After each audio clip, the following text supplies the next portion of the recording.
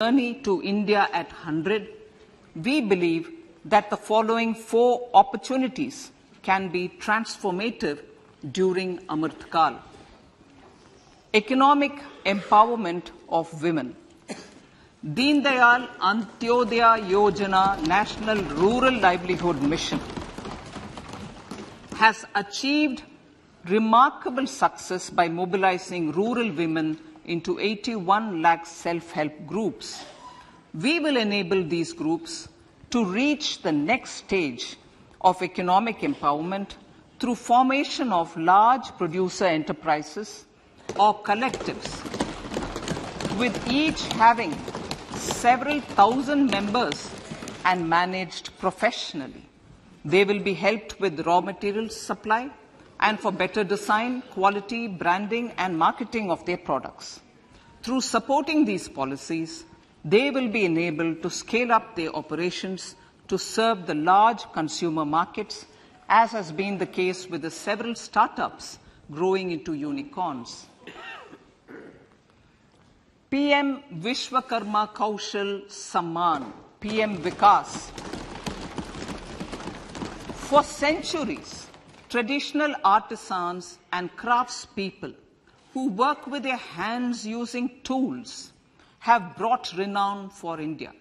They are generally referred to as Vishwakarma.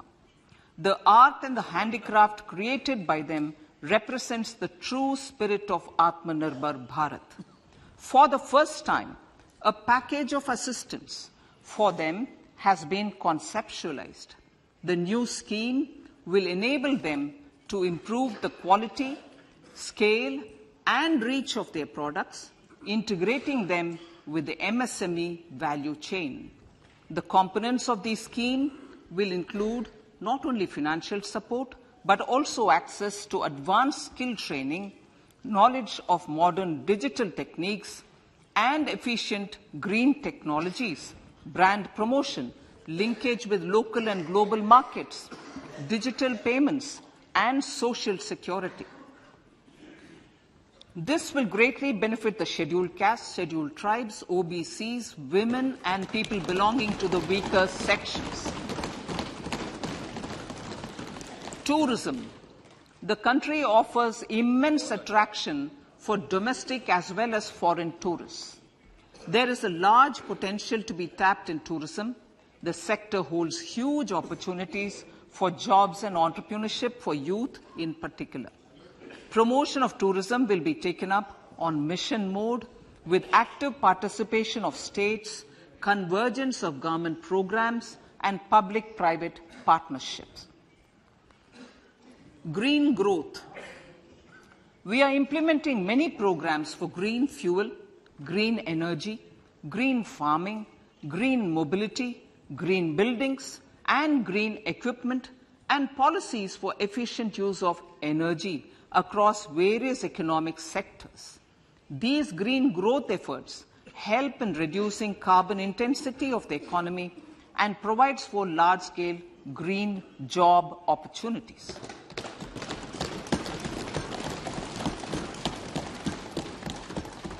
Priorities of this budget. The budget adopts the following 7 priorities. They complement each other and act as the Saptarishi guiding us through the Amrit Kal. Inclusive development, reaching the last mile, infrastructure and investment, unleashing the potential, green growth, youth power, and financial sector. I now speak on the priority number 1, inclusive development. The government's philosophy of Sabka Saath, Sabka Vikas has facilitated inclusive development covering in specific farmers, women, youth, OBCs, scheduled castes, scheduled tribes, Divyangjan, and economically weaker sections, and overall priority for the underprivileged, Vanchiton ko Variyata. There has also been a sustained focus on Jammu Kashmir, Ladakh, and the Northeast. This budget builds on those efforts. Digital public infrastructure for agriculture. Digital public infrastructure for agriculture will be built as an open source, open standard, and interoperable public good. This will enable inclusive farmer-centric solutions through relevant information services for crop planning and health, improved access to farm inputs, credit and insurance, help for crop estimation, market intelligence, and support for growth of agri-tech industry and startups.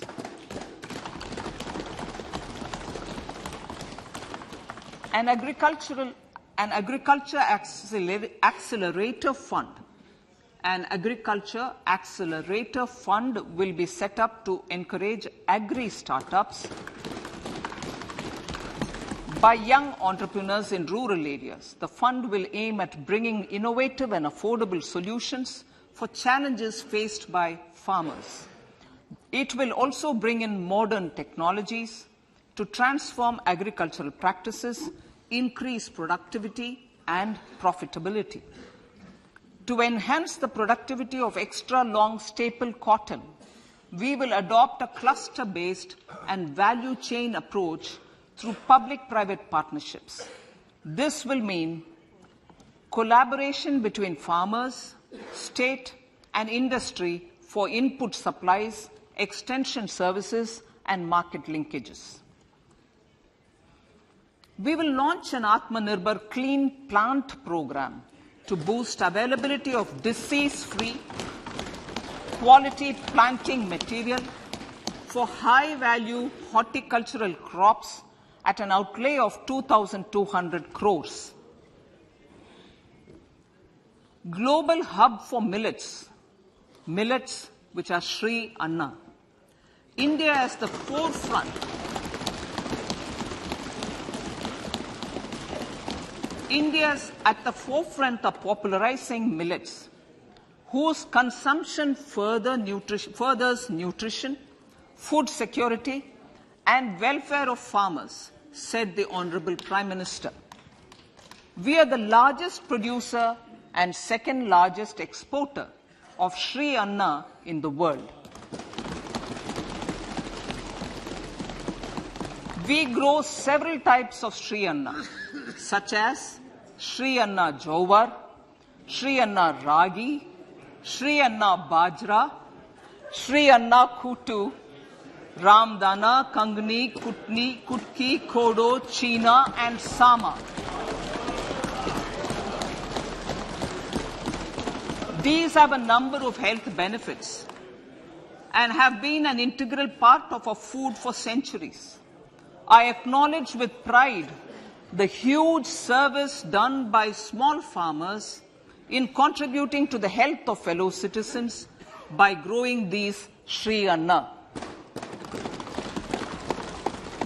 Now, to make India a global hub for Sri Anna, the Indian Institute of Millet Research, ideally Indian Institute of the Sri Anna Research, Hyderabad, will be supported as the center of excellence for sharing best practices, research, and technologies at the international level.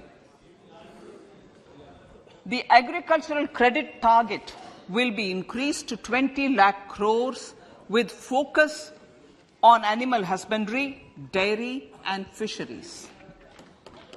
We will launch a new sub-scheme of PM Matsya Sampada Yojana, which is an existing scheme, but we'll launch a new sub-scheme with targeted investment of 6,000 crores to further enable activities of fishermen, fish vendors, and micro and small entrepreneurs, improve value chain efficiencies, and expand the market.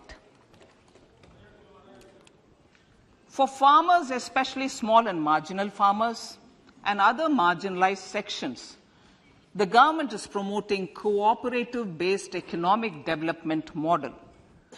A new Ministry of Cooperation was formed with a mandate to realize the vision of Sahakar Se Samriddhi.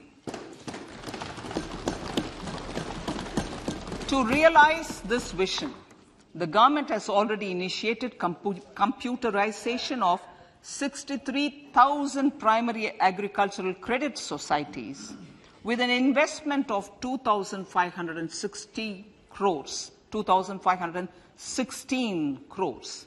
In consultation with all the stakeholders and the states, model bylaws for PACS were formulated, enabling them to become multi-purpose PACS. A national cooperative database is being prepared for countrywide mapping of cooperative societies. With this backdrop, we will implement a plan to set up massive decentralized storage capacity.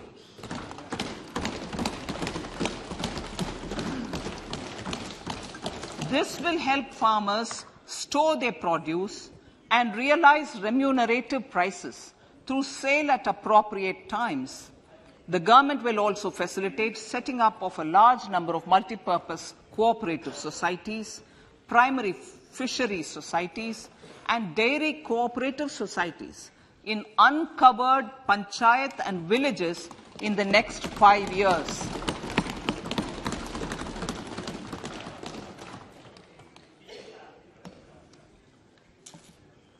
Health, education, and skilling. 157 new nursing colleges will be established in co-location with the existing 157 medical colleges established since 2014. A mission to eliminate sickle cell anemia by 2047 will be launched. It will entail awareness creation, universal screening of 7 crore people in the age group of 0 to 40 years in affected tribal areas, and counseling through collaborative efforts of central ministries and state governments. Facilities in select ICMR labs, Indian Council for Medical Research Labs, will be made available for research by public and private medical college faculty and private sector R&D teams for encouraging collaborative research and innovation. A new program to promote research and innovation in pharmaceuticals will be taken up through centers of excellence. We shall also encourage industry to invest in research and development in specific priority areas. Dedicated multidisciplinary courses for medical devices will be supported in existing institutions to ensure availability of skilled manpower for futuristic medical technologies, high-end manufacturing, and research. Teachers' training. Teachers' training will be re-envisioned through innovative pedagogy, curriculum transaction, continuous professional development, dipstick surveys, and ICT implementation. The District Institute of Education and Training will be developed as vibrant institutes of excellence for this purpose.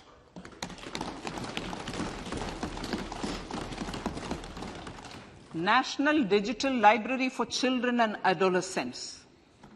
A National Digital Library for Children and Adolescents will be set up for facilitating availability of quality books across geographies, languages, genres, and levels, and device-agnostic accessibility.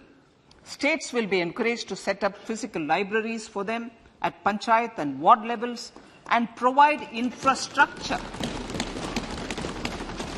for accessing the national digital library resources. Additionally, to build a culture of reading and to make up for pandemic time learning loss, the National Book Trust, the Children's Book Trust, and other sources will be encouraged to provide and replenish non-curricular titles in regional languages and in English to these physical libraries. Collaboration with NGOs that work in literacy will also be a part of this initiative to inculcate financial literacy. Financial sector regulators and organizations will be encouraged to provide age-appropriate reading material to these libraries.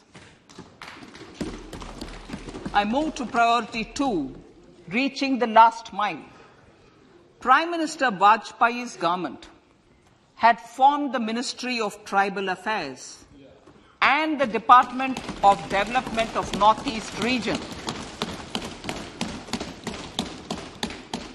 to provide a sharper focus to the objective of reaching the last mile. Our government has formed the ministries of Ayush, Fisheries, Animal Husbandry and Dairying, Skill Development, Jal Shakti and Cooperation. Building on the success of the Aspirational Districts program, the government has recently launched the Aspirational Blocks program, covering 500 blocks for saturation of essential government services across multiple domains such as health, nutrition, education, agriculture, water resources, financial inclusion, skill development, and basic infrastructure. Manya Speaker, Sir, Pradhan Mantri PVTG, which is Primitive Vulnerable Tribal Groups Development Mission, is being launched. To improve socio-economic conditions of the particularly vulnerable tribal groups, the PVTGs as we refer them to, Pradhan Mantri PVTG Development Mission will be launched. This will saturate PVTG families and habitations with basic facilities such as safe housing, clean drinking water and sanitation, improved access to education, health, nutrition, road and telecom connectivity, and sustainable livelihood opportunities. An amount of 15,000 crores will be made available to implement the mission in the next 3 years under the Development Action Plan for the Scheduled Tribes. Ekalavya Model Residential Schools. In the next 3 years, Center will recruit 38,800 teachers and support staff for the 740 Ekalavya Model Residential Schools, which is serving 3.5 lakh tribal students.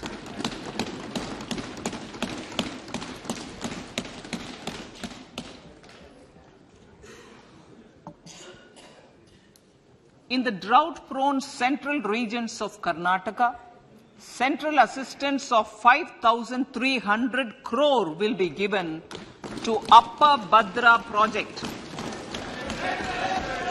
to provide sustainable micro-irrigation and filling up of surface tanks for drinking water. PM Awas Yojana. The outlay for PM Awas Yojana is being enhanced by 66% to over 79,000 crores. Bharat Shared Repository of Inscriptions will be set up in a digital epigraphy museum with digitization of 1 lakh ancient inscriptions in the first stage. Support for poor prisoners. For poor persons who are in prisons and unable to afford the penalty or the bail amount, required financial support will be provided.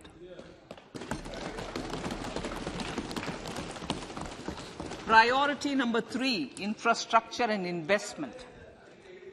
Investments in infrastructure and productive capacity have a large multiplier impact. on growth and employment. After the subdued period of the pandemic, private investments are growing again. The budget takes the lead once again to ramp up the virtuous cycle of investment and job creation. Honourable Speaker, sir, the capital investment outlay is being increased steeply for the third year in a row by 33% to 10 lakh crores, which would be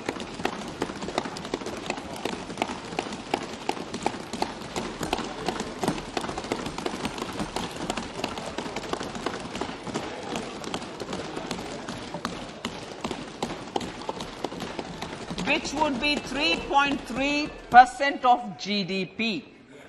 This will almost be 3 times the outlay made in 2019-20.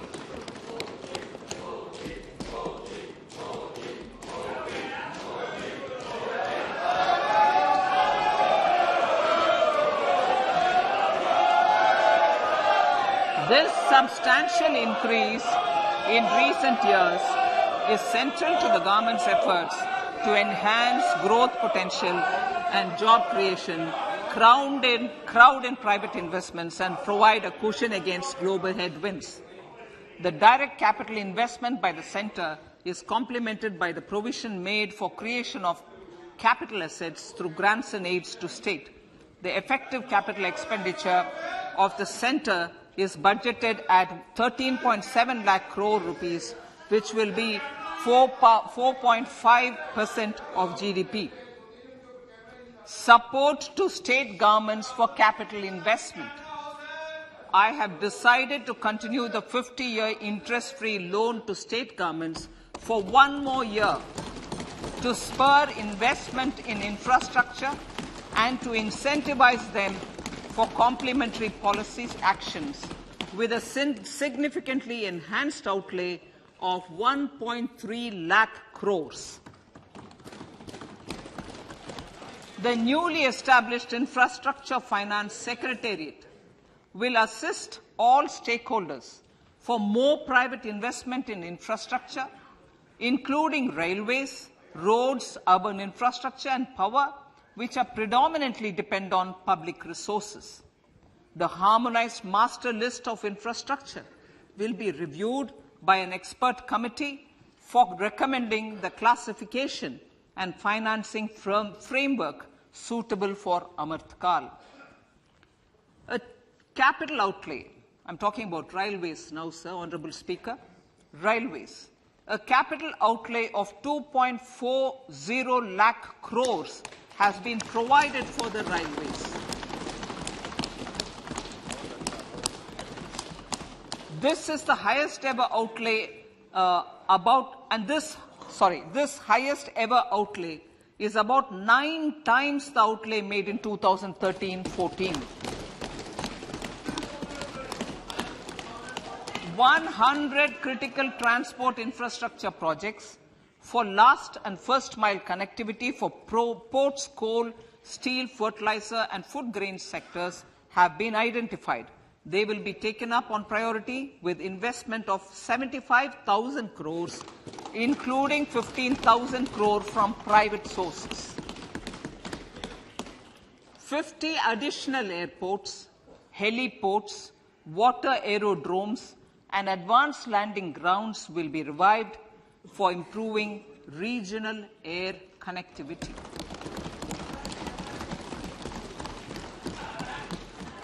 Sustainable cities for tomorrow.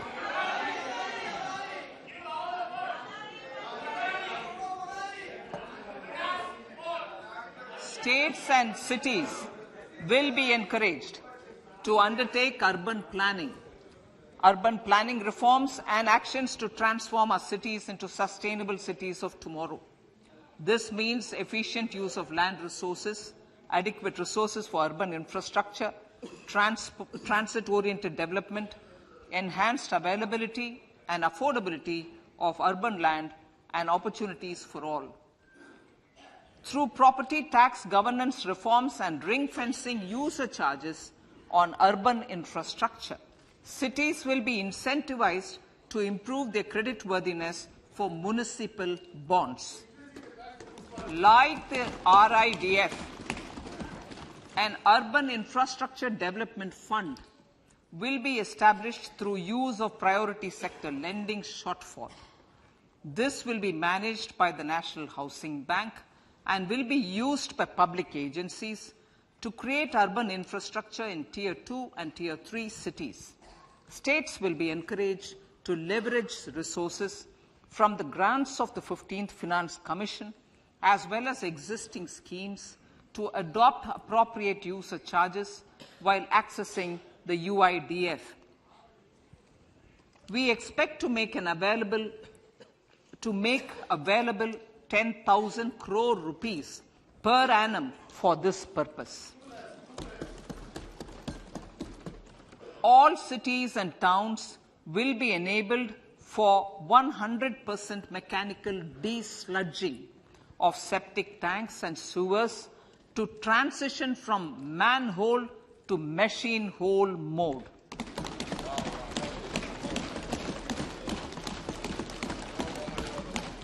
Enhanced focus will be provided for scientific management of dry and wet waste. Honorable Speaker, sir, our Prime Minister had said, good governance is the key to a nation's progress. Our government is committed to providing a transparent and accountable administration which works for the betterment and welfare of common citizens. Mission Karma Yogi. Under Mission Karma Yogi, centre, states and the union territories are making and implementing capacity building plans for civil servants. The government has also launched an integrated online training platform, I Got Karma Yogi, to provide continuous learning opportunities for lakhs of government employees to upgrade their skills and facilitate people-centric approach. Sir, for enhancing ease of doing business, more than 39,000 compliances have been reduced and more than 3,400 legal provisions have been decriminalized. For furthering the trust-based governance, we have introduced the Jan Vishwas Bill to amend 42 central acts. This budget proposes a series of measures to unleash the potential of our economy. Centers of Excellence for Artificial Intelligence.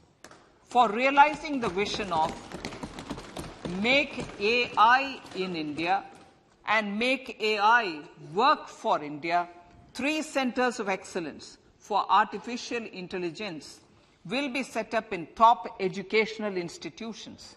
Leading industry players will partner in conducting interdisciplinary research, develop cutting-edge applications, and scalable problem solutions in the areas of agriculture, health, and sustainable cities. This will galvanize an effective AI ecosystem and nurture quality human resources in the field. National Data Governance Policy. To unleash innovation and research by startups and academia, a national data governance policy will be brought out. This will enable access to anonymized data. The KYC process will be simplified, adopting a risk-based instead of one-size-fits-all approach. The financial sector regulators will also be encouraged to have a KYC system fully amenable to meet the needs of digital India. One-stop solution for identity and address updating. A one-stop solution for reconciliation and updating of identity and address of individuals maintained by various government agencies, regulators, and regulated entities will be established using DigiLocker DigiLocker service and Aadhaar as foundational identity. Speaker, sir, common business identifier for the business establishments required to have a permanent account number. The PAN will be used as the common identifier for all digital systems of specified government agencies. This will bring ease of doing business, and it will be facilitated through a legal mandate. For obviating the need for separate submission of same information to different government agencies, a system of unified filing process will be set up. Such filing of information or return in simplified forms on a common portal will be shared with other agencies as per the filer's choice. Vivad Se Vishwas 1, relief for MSMEs. In cases of failure by MSMEs to execute contracts during the COVID period, 95% of the forfeited amount relating to the bid or performance security will be returned to them by government and government undertakings. This will provide relief to the MSMEs. Vivad Se Vishwas 2, settling contractual disputes.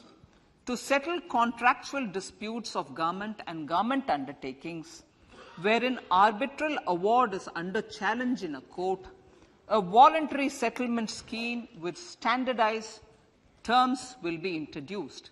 This will be done by offering graded settlement terms depending on pendency level of the dispute.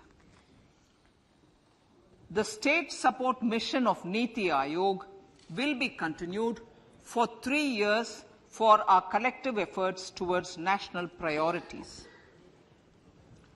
Result-based financing. To better allocate scarce resources for competing development needs, the financing of select schemes will be changed on a pilot basis from input-based to result-based. E-courts. For efficient administration of justice, Phase 3 of the e-courts project will be launched with an outlay of 7,000 crores. Fintech services in India have been facilitated by our digital public infrastructure, including Aadhaar, PM Jan Dhan Yojana, Video, KYC, India Stack, and UPI. To enable more fintech innovative services, the scope of documents available in DigiLocker for individuals will be expanded.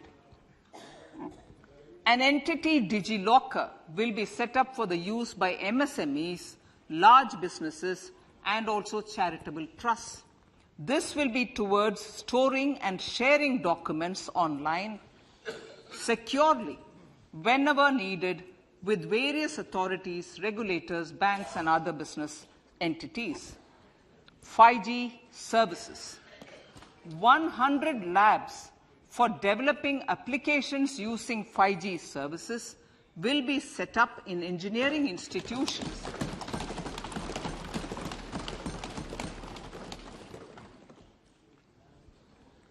To realize a new range of opportunities, business models, and employment potential. The labs will cover, among others, applications such as smart classrooms, precision farming, intelligent transport systems, and healthcare applications. Lab-grown diamonds. Lab-grown diamonds is a technology and innovation-driven emerging sector with high employment potential. These environment-friendly diamonds, which have optically and chemically the same properties as natural diamonds. To encourage indigenous production of LGD, lab-grown diamond seeds and machines, And to reduce import dependency, a research and development grant will be provided to one of the IITs for 5 years. To reduce the cost of production, a proposal to review the custom duty on LGD seeds will be indicated in Part B of the speech. I come to the fifth priority, Honourable Speaker, sir, green growth. Honourable Prime Minister has given a vision for life or lifestyle for environment to spur a movement of environmentally conscious lifestyle. India is moving forward firmly for the Panchamrit, the net zero carbon emission by 2070 to usher in green industrial and economic transition. This budget builds on our focus on green growth. The recently launched National Green Hydrogen Mission, with an outlay of 19,700 crores, will facilitate transition of the economy to low carbon intensity, reduce dependence on fossil fuel imports, and make the country assume technology and market leadership in this sunrise sector. Our target is to reach an annual production of 5 MMT by 2030. Energy transition. This budget provides for 35,000 crores for priority capital investment towards energy transition and net zero objectives and energy security by Ministry of Petroleum and Natural Gas. To steer the economy on sustainable development path, battery energy storage systems with capacity of 4,000 MWh will be supported with viability gap funding. A detailed framework for pumped storage projects will also be formulated. Renewable energy evacuation. The interstate transmission system for evacuation and grid integration of 13 gigawatt renewable energy from Ladakh will be constructed with investment of 20,700 crore, including central support of 8,300 crores. Green Credit Program. For encouraging behavioral change, a green credit program will be notified under the Environment Protection Act. This will incentivize environmentally sustainable and responsive actions by companies, individuals, and local bodies, and help mobilize additional resources for such activities. PM Program for Restoration, Awareness, Nourishment, and Amelioration of Mother Earth, PM Pranam, will be launched to incentivize states and union territories to promote alternative fertilizers and balanced use of chemical fertilizers. Go Bardhan Scheme. 500 new waste-to-wealth plants under Go Bardhan, galvanizing organic bio-agro resources done. Go Bardhan scheme will be established for promoting circular economy. These will include 200 compressed biogas plants, including 75 plants in urban areas, and 300 community or cluster-based plants at a total investment of 10,000 crores.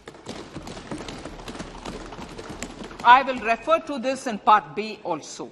In due course, a 5% CBG mandate will be introduced for all organizations marketing natural and biogas.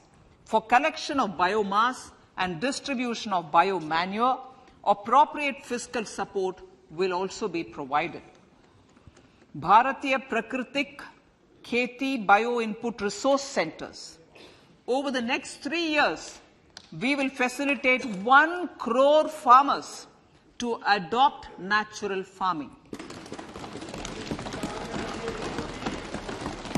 For this, Honourable Speaker, 10,000 bio-input resource centres will be set up, creating a national-level distributed micro-fertilizer and pesticide manufacturing network. Mishti.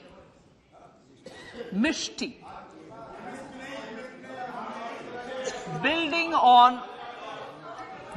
on India's success in afforestation, Mangrove Initiative for Shoreline Habitats and Tangible Incomes, Mishti, will be taken up for mangrove plantation along the coastline and on salt pan lands wherever feasible through convergence between Manrega, Campa, Fund and other sources. Amrit Dharohar. Wetlands are vital ecosystems which sustain biological diversity.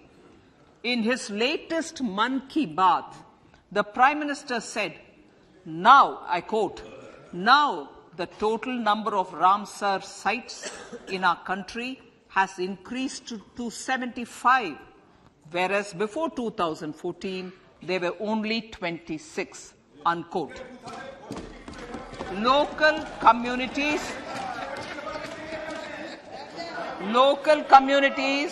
have always been at the forefront of conservation efforts. The government will promote their unique conservation values through Amrit Dharohar, a scheme that will be implemented over the next 3 years to encourage optimal use of wetlands and enhance biodiversity, carbon stock, ecotourism opportunities, and income generation for local communities. Coastal shipping.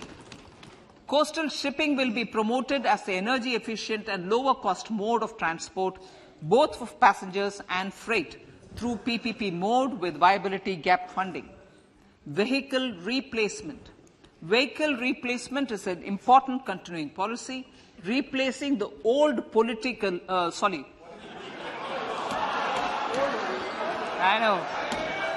replacing, absolutely, thank you. Replacing old polluting vehicles. May be applicable, right? Replacing old polluting vehicles is an important part of greening our economy. In furtherance of the vehicle scrapping policy mentioned in Budget 21-22, I have allocated adequate funds to scrap old vehicles of the central government. States will also be supported in replacing old vehicles and old state ambulances. Honourable Speaker, sir, I move to priority 6, youth power. To empower our youth and help the Amrit PD realize their dreams, we have formulated the National Education Policy, which is very wide in its scope, but one of the things is also to focus on skilling, adopted economic policies that facilitate job creation at scale and have supported business opportunities. Pradhan Mantri Kaushal Vikas Yojana. Pradhan Mantri Kaushal Vikas Yojana 4.0 will be launched to skill lakhs of youth within the next 3 years. On-job training, industry partnership, and alignment of courses with needs of industry will be emphasized. The scheme will also cover new age courses for Industry 4.0 like coding, AI, robotics, mechatronics, IoT, 3D printing, drones, and other soft skills. To skill youth for international opportunities, 30 Skill India International Centres will be set up across different states. The digital ecosystem for skilling will be further expanded with the launch of a unified Skill India digital platform for enabling demand-based formal skilling, linking with employers including MSMEs, and facilitating access to entrepreneurship schemes. to provide stipend support to 47 lakh youths in 3 years, direct benefit transfer under a pan-India national apprenticeship promotion scheme will be rolled out. Tourism. Honorable Speaker, sir, with an integrated and innovative approach, at least 50 destinations will be selected through challenge mode. In addition to aspects such as physical connectivity, virtual connectivity, tourist guides, high standards for food streets, and tourist security, all the relevant aspects would be made available on an app to enhance tourist experience.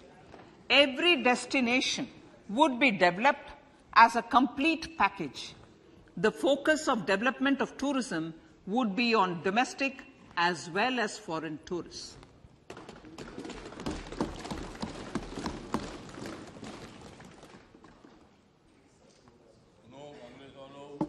Sector-specific skilling and entrepreneurship development will be dovetailed to achieve the objectives of Dekho Apna Desh initiative. This was launched as an appeal by the Honorable Prime Minister to the middle class to prefer domestic tourism over international tourism. The integrated development of theme-based tourist circuits, the Swadesh Darshan scheme, was also launched. Under the Vibrant Villages program, tourism infrastructure and amenities will be facilitated in border villages. Unity Mall. States will be encouraged to set up a Unity Mall in their state capital or most prominent tourism center or the financial capital for promotion and sale of their one district, one product and GI products and other handicraft products, and for providing space for such products of all other states as well. Sir, priority number 7, financial sector.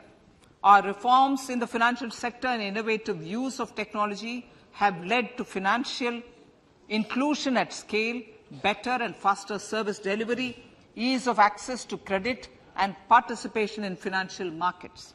This budget proposes to further these measures. Credit guarantee for MSMEs. Last year, I proposed revamping of the credit guarantee scheme for the MSMEs. I am happy to announce that the revamped scheme will take effect from 1st April 2023 through infusion of 9,000 crores in the corpus. This will enable additional collateral-free guaranteed credit of 2 lakh crores of rupees. Further, the cost of credit will be reduced by about 1%. A National Financial Information Registry will be set up to serve as the central repository of financial and ancillary information. This will facilitate efficient flow of credit, promote financial inclusion, and foster financial stability. A new legislative framework will govern this credit public infrastructure and will be designed in consultation with the RBI. To meet the needs of Amrit Kal and to facilitate optimum regulation in the financial sector, public consultation, as necessary and feasible, will be brought to the process of regulation making and issuing subsidiary directions.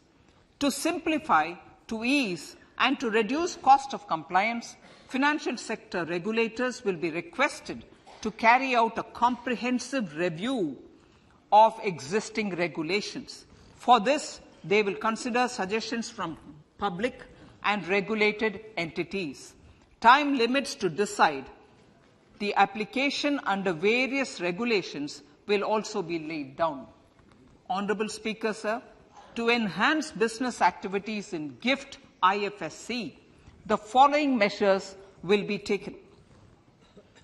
delegating powers under the SEZ Act to the IFSCA to avoid dual regulation, setting up a single window IT system for registration and approval of IFSCA, SEZ authorities, GSTN, RBI, SEBI, and IRDAI, permitting acquisition financing by IFSC banking units of foreign banks, establishing a subsidiary of Exim Bank for trade refinancing, amending IFSCA Act for statutory provisions for arbitration, ancillary services, and avoiding dual regulation under the SEZ Act, and recognizing offshore derivative instruments as valid contracts. Honourable Speaker, sir, data embassy. For countries looking for digital continuity solutions, we will facilitate setting up of their data embassies in GIFT IFSC.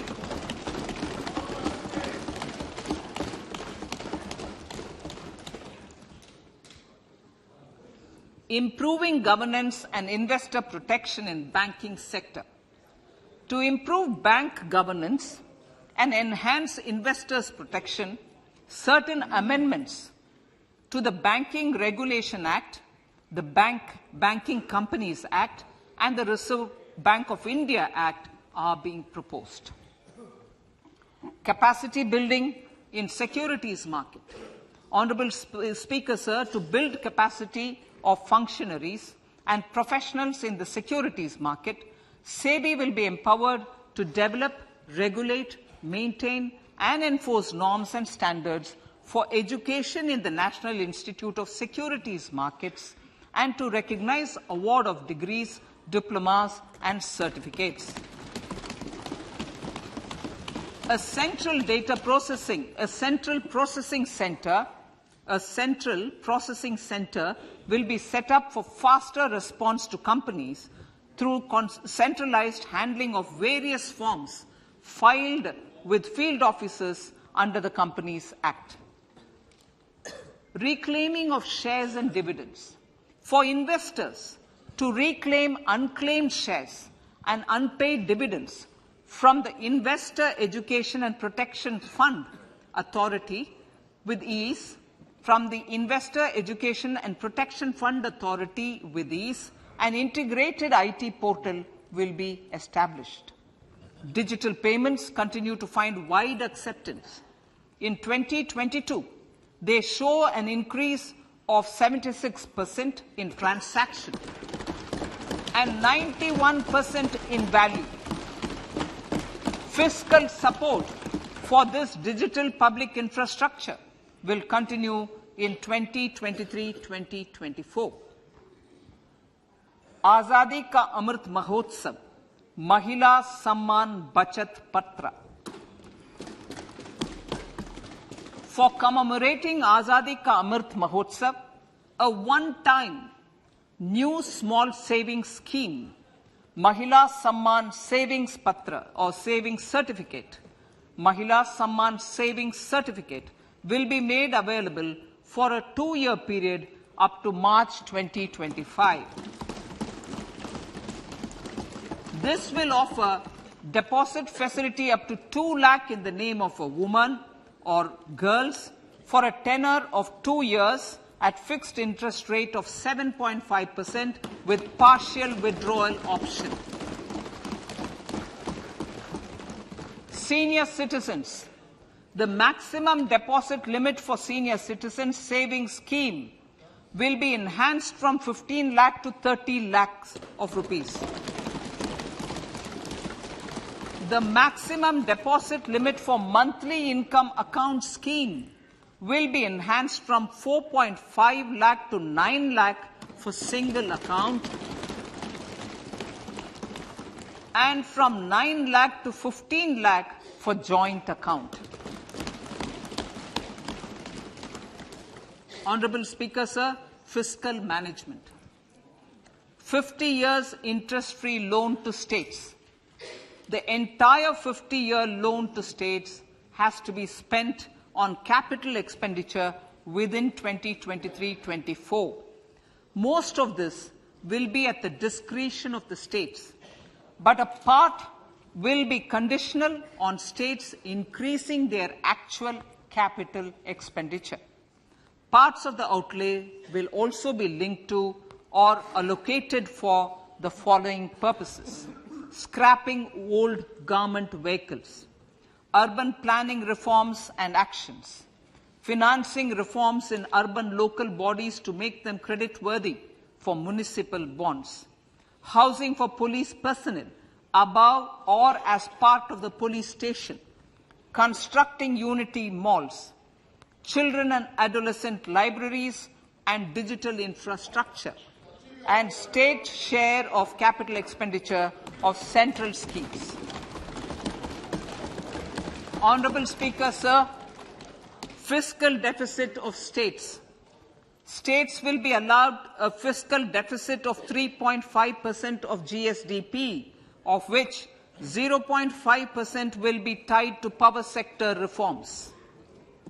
Revised estimates 2022 to 2023. The revised estimate, Honourable Speaker, sir, of the total receipts other than borrowing is 24.3 lakh crores, of which the net tax receipts are 20.9 lakh crores. The revised estimate of the total expenditure is 41.9 lakh crores of rupees, of which the capital expenditure is about 7.3 lakh crores. The revised estimate of the fiscal deficit is 6.4% of GDP, adhering to the budget estimate. So, budget estimates of 2023-24. Coming to 2023-24, the total receipts other than borrowings and the total expenditure are estimated at 27.2 lakh crores and 45 lakh crores respectively. The net tax receipts are estimated at 23.3 lakh crores. The fiscal deficit is estimated to be 5.9% of the GDP. In my budget speech for 21-22, I had announced that we plan to continue the path of fiscal consolidation, reaching a fiscal deficit of below 4.5% by 2025-26, with a fairly steady decline over the period. We have adhered to this path, and I reiterate my intention to bring the fiscal deficit below 4.5% of GDP by 2025-26. To finance the fiscal deficit in 2023-24, the net market borrowings from dated securities are estimated at 11.8 lakh crores. The balance financing is expected to come from small savings and other sources. The gross market borrowings are estimated at 15.43 lakh crores of rupees. Honourable Speaker, sir, I now move to Part B.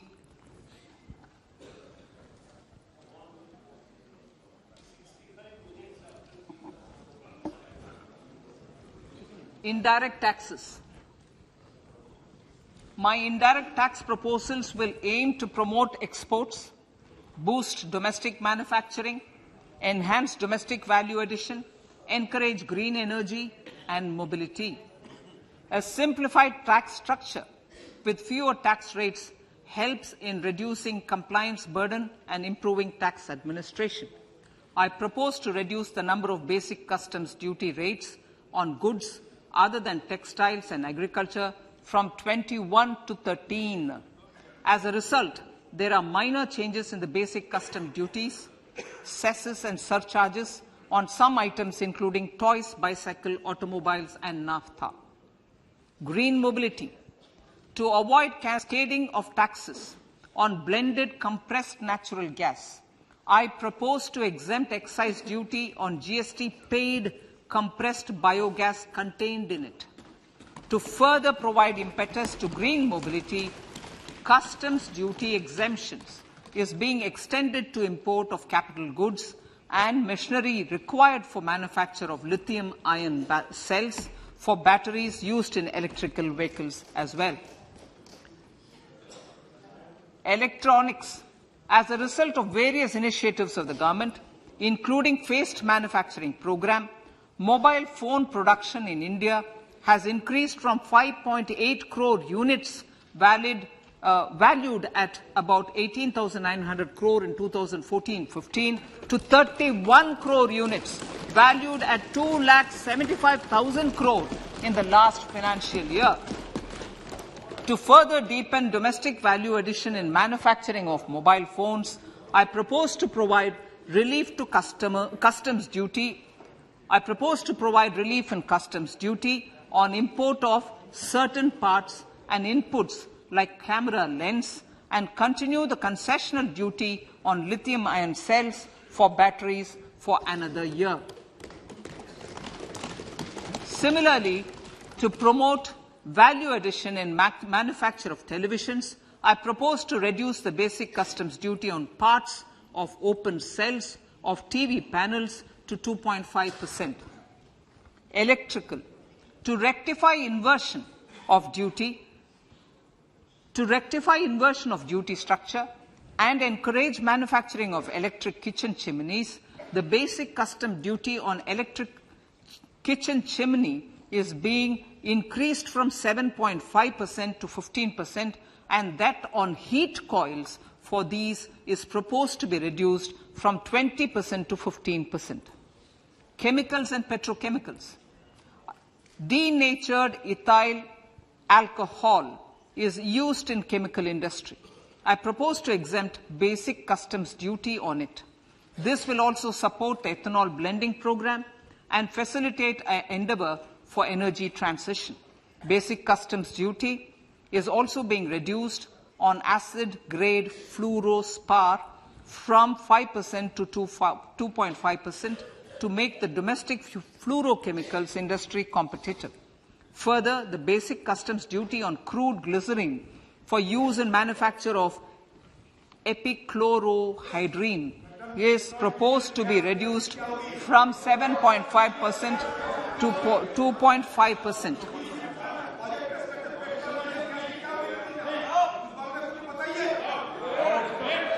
Marine products. In the last financial year, marine products recorded the highest export growth, benefiting farmers in the coastal states of the country. To further enhance the export competitiveness of marine products, particularly shrimps, duty is being reduced on key inputs for domestic manufacture of shrimp feed. India is a global leader, as I said in Part A, in cutting and polishing of natural diamonds, contributing about 3/4 of the global turnover by value.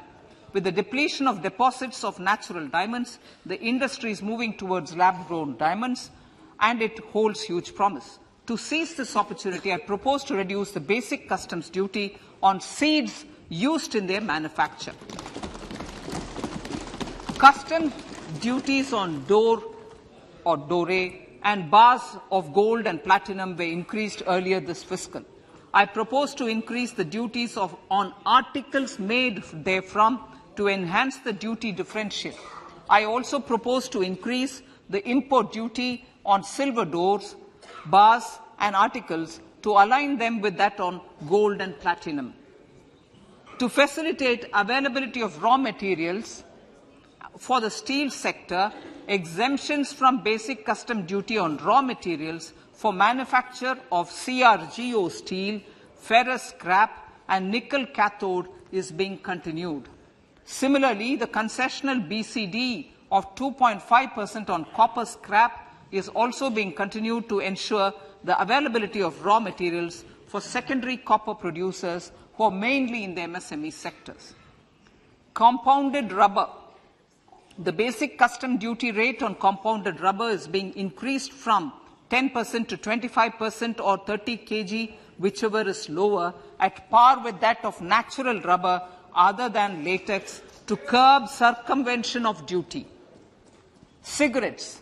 National calamity contingent duty on specified cigarettes was last revised 3 years ago this is proposed to be revised upwards by about 16%. Direct taxes. I now come to my direct tax proposals. Honourable Speaker, these proposals aim to maintain continuity and stability of taxation, further simplify and rationalise various provisions to reduce the compliance burden, promote the entrepreneurial spirit and provide tax relief to citizens. It has been constant endeavour of the Income Tax Department to improve taxpayers' services by making compliance easy and smooth. Our taxpayers' portal received a maximum of 72 lakh returns in a day, processed more than 6.5 crore returns this year. Average processing period reduced from 93 days in financial year 13-14 to 16 days only now. And 45% of the returns were processed within 24 hours. We intend to further improve this, roll out the next generation common IT return form for taxpayer convenience, and also plan to strengthen the grievance redressal mechanism. MSMEs and professionals. MSMEs are growth engines of our economy. Micro enterprises with turnover up to 2 crore of rupees and certain professionals with turnover of up to 50 lakh rupees can avail the benefit of presumptive taxation. I propose to provide enhanced limits of 3 crore and 75 lakh respectively to the taxpayers whose cash receipts are no more than 5%. Whose cash receipts are no more than 5%.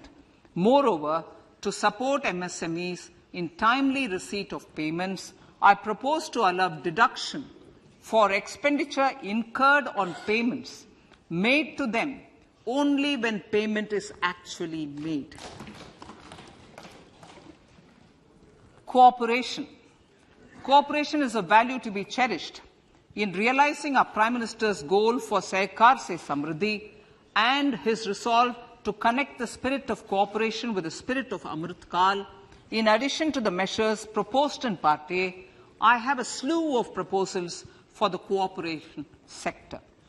First, new cooperatives that commence manufacturing activities till 2024, 31st March, shall get the benefit of a lower tax rate of 15%, as is presently available to new manufacturing companies. Secondly, I propose to provide an opportunity to sugar cooperatives to claim payments made to sugarcane farmers for the period prior to the assessment year 2016-17 as expenditure. This is expected to provide them a relief of almost 10,000 crores.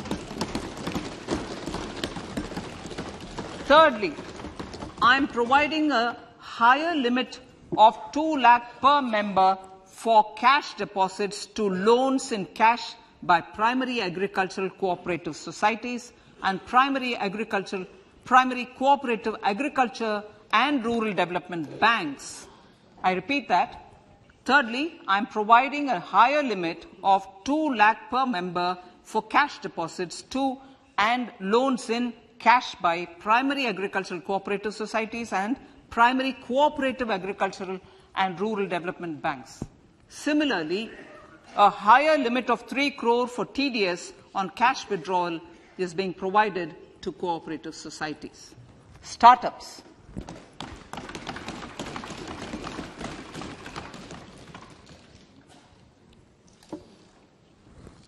Entrepreneurship is vital for a country's economic development. We have taken a number of measures for startups and they have borne results. India is now the third largest ecosystem for startups globally and ranks second in innovation quality among middle-income countries. I propose to extend the date of incorporation for income tax benefits to startups from 31/3/2023 to 31/3/2024. I further propose to provide the benefit of carry forward of losses on change of shareholding of startups from 7 years of incorporation to 10 years.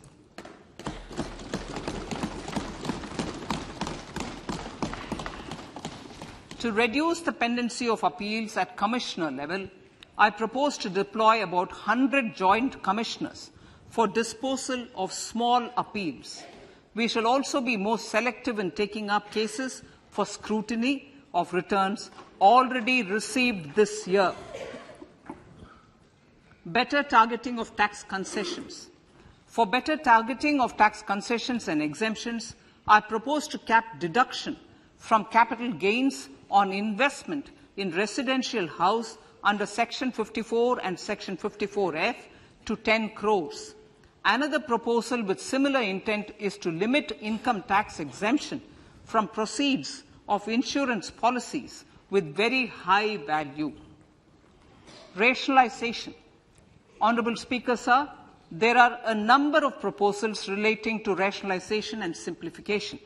Income of authorities, boards, and commissions set up by statutes of union or state for the purpose of housing, development of cities, towns, and villages, and regulating and developing an activity or matter is proposed to be exempted from income tax.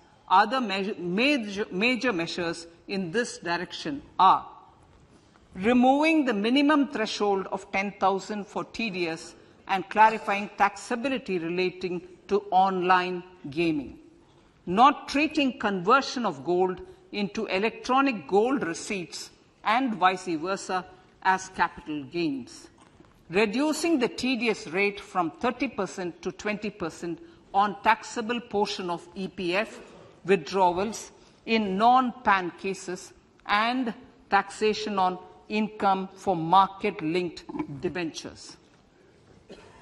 Other major proposals in the Finance Bill relate to the following: extension of period of tax benefits to funds relocating to IFSC, GIFT City till 31/3/2025, decriminalization under Section 276A of the Income Tax Act, allowing carry forward of losses on strategic disinvestment, including that of IDBI Bank, and providing EEE status to Agnivir Fund. Personal income tax.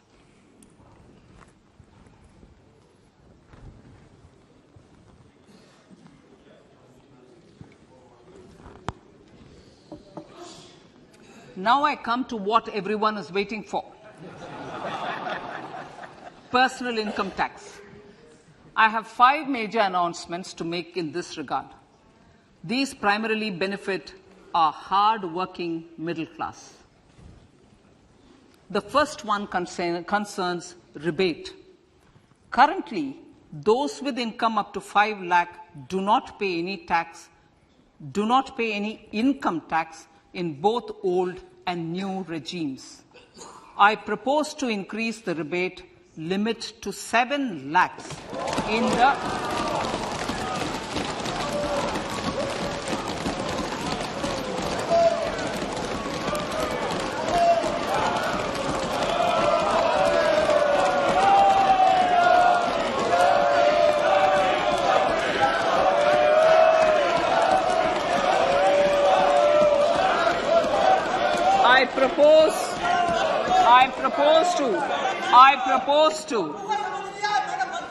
I propose to increase the rebate limit to 7 lakh in the new tax regime. Thus, persons in the new tax regime with income up to 7 lakhs will not have to pay any tax at all. The second proposal relates to middle-class individuals.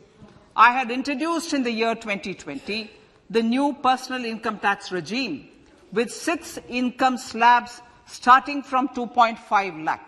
I propose to change the tax structure in this regime by reducing the number of slabs to 5 and increasing the tax exemption limit to 3 lakhs. The new tax rates are 0 to 3 lakh, nil. 3 to 6 lakhs, 5%. 6 to 9 lakhs, 10%. 9 to 12 lakh, 15%.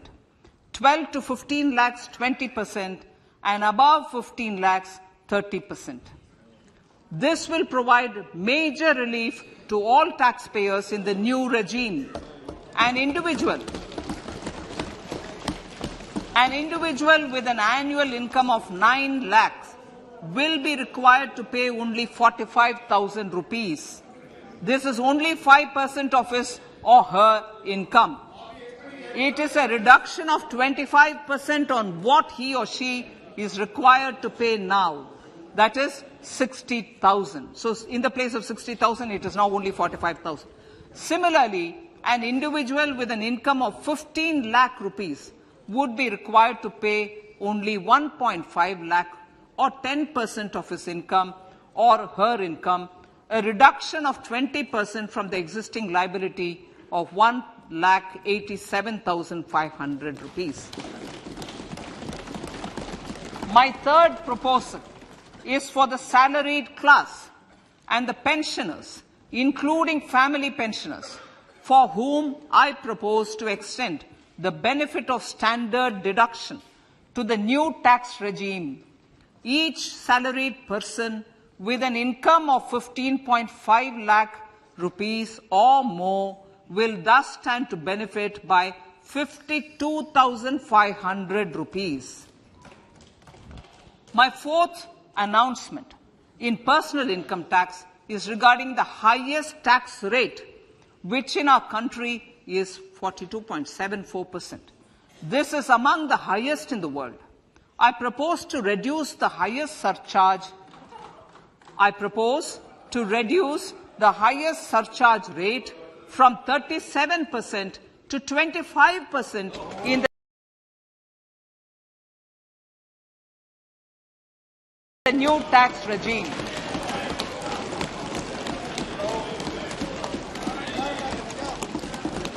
This would result in reduction of the maximum rate.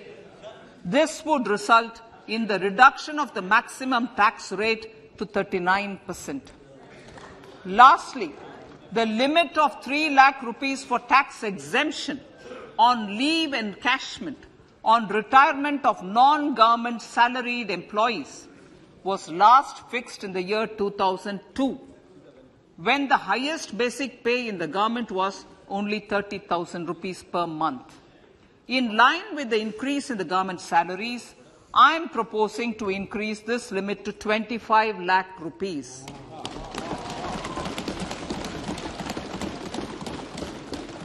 We are also making the new income tax regime as the default tax regime. However, citizens will continue to have the option to avail the benefit of the old tax regime. Apart from these, I am also making some other changes as given in the annexure. As a result of these proposals, revenue of about 38,000 crore to 37,000 crore in direct taxes and rupees 1,000 crore in indirect taxes will be foregone, while revenue of about 3,000 crore will be additionally mobilized. Thus, the total revenue foregone is about 35,000 crores annually. Honorable Speaker, sir, with these words, I commend the budget to this August House.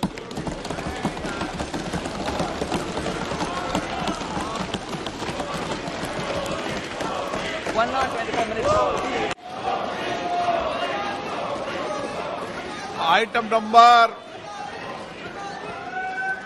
1, माननीय Item number 2, Srimati Nirmala Sitharaman ji. Sir, with your permission, I lay on the table of the following statements under Section 3(1) of the Fiscal Responsibility Budget Management Act 2003, 1 medium-term fiscal policy cum fiscal policy strategy statement and macroeconomic framework statement. माननीय सदस्यगण, जैसा कि आपको समाचार भाग 2 के माध्यम से पहले ही सूचित किया जा चुका है कि माननीय वित्त मंत्री जी के बजट भाषण की प्रतियां हार्ड कॉपी के रूप में उपलब्ध कराई गई है। आप बजट भाषण की अपनी अपनी प्रति प्रकाशन पलक से ले लें। आपको ये भी सूचित किया जाता है कि माननीय मंत्री द्वारा बजट प्रस्तुत किए जाने के पश्चात उसकी प्रतियां आपको मेंबर्स पोर्टल के माध्यम से उपलब्ध करा दी जाएगी। आइटम नंबर 3, माननीय मंत्री जी, वित्त मंत्री जी। Sir, with your permission, I rise to move for leave to introduce the Finance Bill 2023. प्रश्न ये है कि विधेयक को पुनर्स्थापित करने की अनुमति प्रदान की जाए। जो सदस्य इसके पक्ष में हाँ कहें, जो सदस्य विरोध में ना कहें। मेरे विचार में निर्णय हाँ वालों के पक्ष में माननीय मंत्री जी विधेयक को पुनर्स्थापित करें। Sir, I introduce the bill. सभा की कार्रवाई कल गुरुवार दिनांक 2 फरवरी 2023 को प्राप्त 11 बजे तक के लिए स्थगित की जाती है।